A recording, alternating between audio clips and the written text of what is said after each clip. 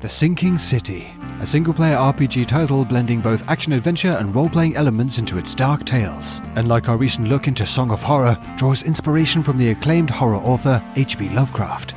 Does The Sinking City turn such inspiration into a blockbuster horror classic, or does it sink to the bottom of the sea under the weight of its own tentacle-flailing nonsense? Well, today we find out, so grab yourself a drink, rejecting nothing but the best, and join me as we take a spoiler-free look into The Sinking City and how it slowly made me lose my mind. The Sinking City tells a tale of Charles Reed and his experience searching for the source of terrifying visions plaguing him. The game takes place in the fictional city of Oakmont, Massachusetts during the 1920s, but also injects some more fantastical elements with its inhabitants, with the nightmare-fuel Innsmouthers, as well as the werewolf Thanos-looking Throgmortons.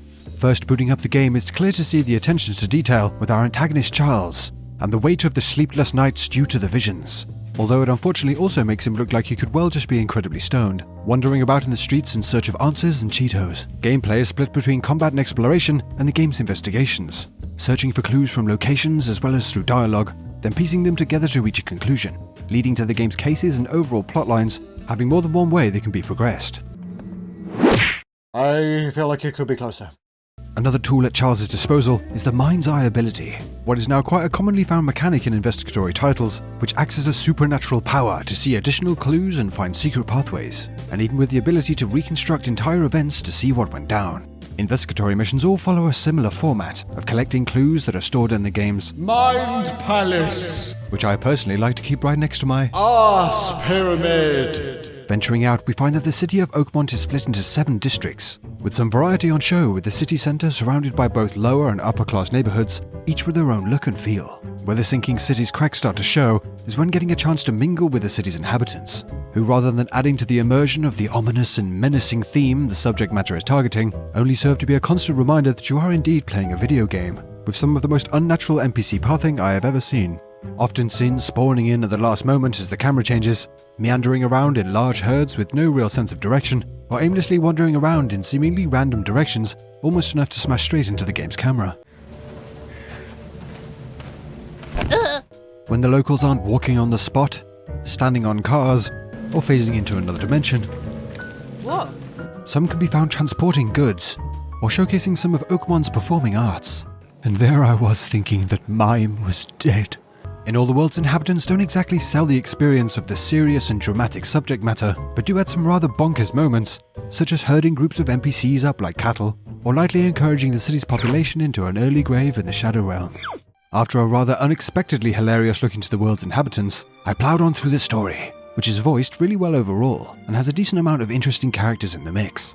Side quests are available to add some busy work and actually work quite well at breaking up the main story missions. Some side quests also offer in its rewards a number of outfits for old Charles here, which is a nice bonus to mix up his look, and his cosplay is an incredibly depressed Nico Bellic. Without drifting into spoiler territory, those looking for a Lovecraftian dive into a dark and thoughtful tale, taking on some heavy subject matter and having some quite well set up moral choices, will get that at least from The Sinking City. Cutscenes are also provided during the game's runtime to add a little bit more to its atmosphere with a range of spooky and dread-filled moments, and are a nice touch throughout, showcasing Charles' descent into madness throughout the game's runtime.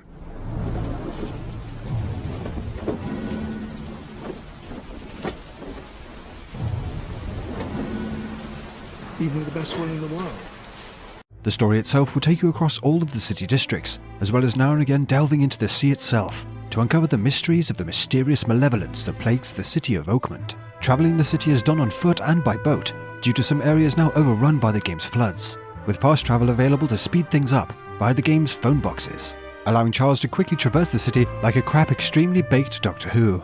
And unlike Charles, you can be a true legend among your peers by supporting the channel with a like on the video and letting me know your thoughts down in the comments. Make sure to subscribe for a whole host more RPG greatness, shining a beam of awesome straight into your Mind Palace.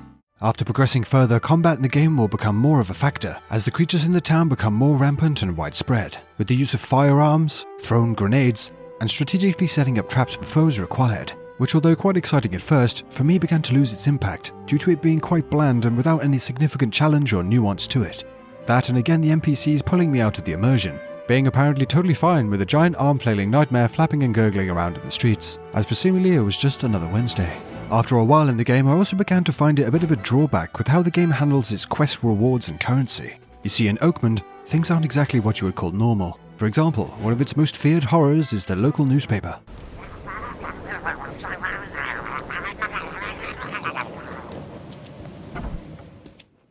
Jesus, he's got another one! Not just that, but the town has opted not to use dollars like the rest of Massachusetts due to it raining too much. What? The city instead has opted to use bullets in place of any traditional currency, which although quite quirky, brings with it its own problems. The game gives you quite a tight cap on how many bullets you can hold at once, with the ability to hold a few more unlocked via the game's skills. And when I say a few, I mean it. Bullets are also given out as rewards with experience upon completing investigation quests. And in my run at least, I often had all the bullets I could hold, and ended up with no payment at all aside from a bit of XP for my trouble. Oh my god. Cake.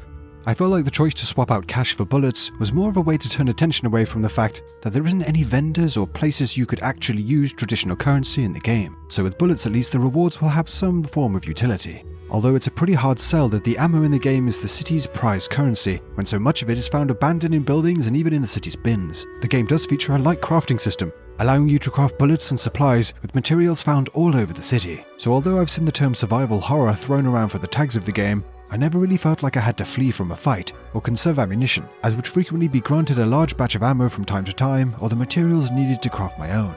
The game also has infested areas of the city which contain hordes of the most dangerous enemies, and is marked on the map in red to indicate its danger. Fighting through these areas and looting them feels completely pointless, however, when all you'll be gaining is a bunch of loot and materials you can obtain from literally anywhere else. Finishing quests, I only really took note of the rewards when another weapon was unlocked, due to the game's currency system, with a steady flow of new arms being unlocked as the main story progresses. Questionable design choices aside, I ploughed on through the game's missions, repeating the same loop of putting evidence in my mind palace, doing mind's eye reconstructions, and picking one of the mission's conclusions. While doing so, I couldn't help but notice the game's quite frequent use of flashing images and camera distortions when encountering specific areas or when the sanity meter drops, the latter being a mechanic that will have Charles freaking out a bit and can lead to more mob spawning, if not dropped over time or with craftable medicine, which at the start of the game can add to the impact of the narrative, but quickly becomes quite annoying and quite disorientating. The camera constantly distorting and pulsing with the same few edgy images flashing up.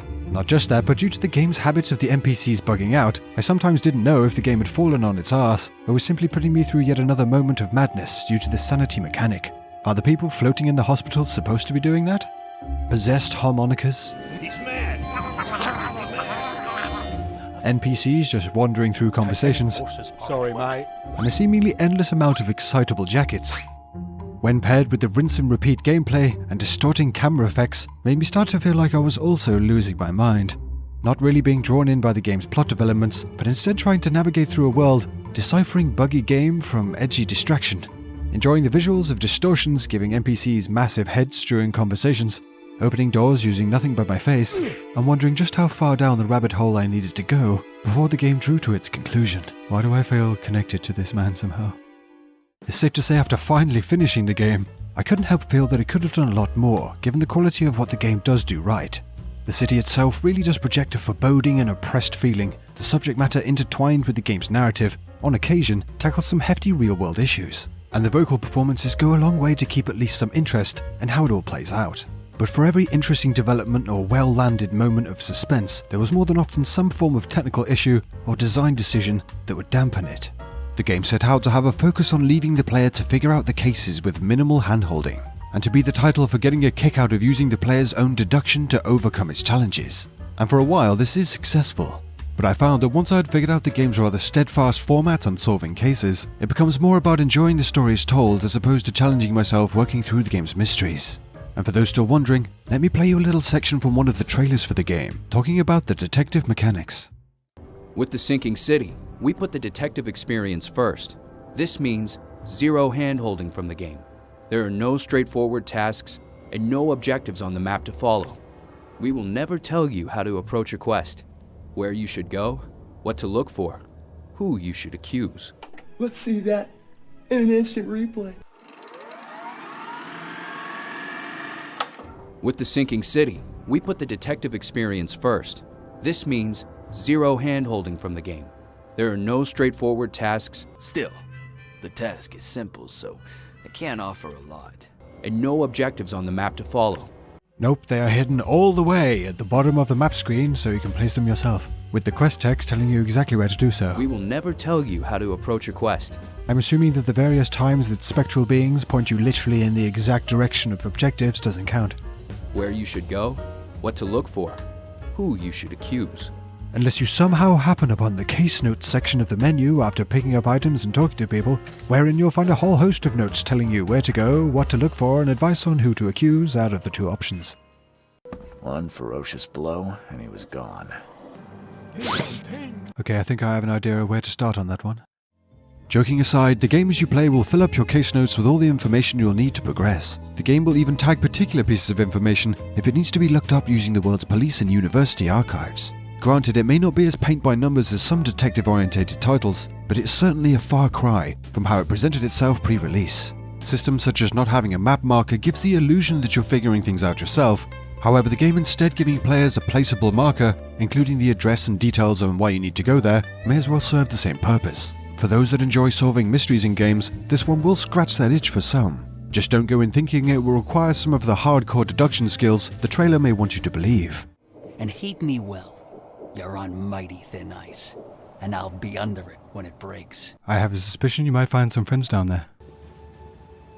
The unlockable skills in the game do very little to really have any real impact as the game progresses.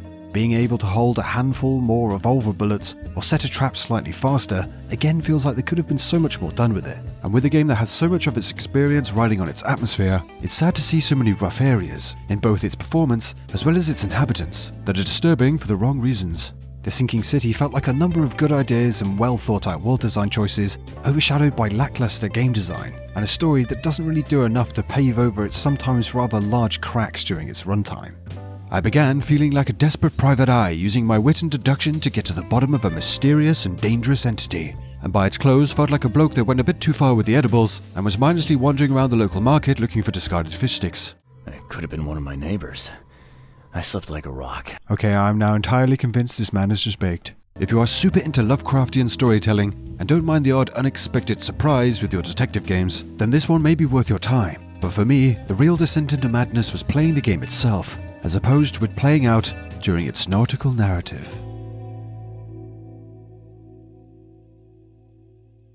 Thank you so much for watching. Have you played The Sinking City? Let me know your thoughts down in the comments. Please drop the video a like if you enjoyed it and subscribe for oh so much more. I just want to give a special shout out to the channel members for supporting the channel. If you're interested in becoming a channel member for all sorts of perks and exclusives, the information is down below. Thank you again so much for watching, and I'll see you guys in the next one.